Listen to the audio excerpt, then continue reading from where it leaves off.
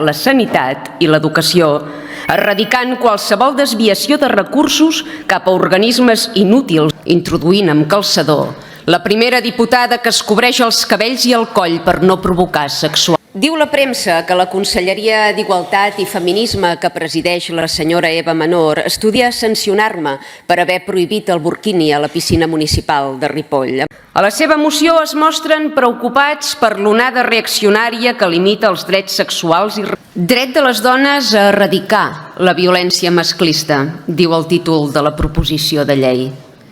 El padró és la clau que obre les portes de la sanitat i de l'escola públiques. El problema és que en aquest país es fan còpies de la clau el primer que passa.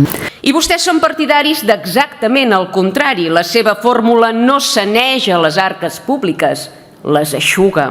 Els polítics s'expliquen cada 4 anys per convèncer-nos que els votem. I un cop dipositada la butlleta i la confiança, s'obliden dels compromisos contrets, com aquells organismes, per exemple, que han decidit invertir 500.000 euros a Guatemala i 450.000 al Marroc per sensibilitzar sobre polítiques feministes.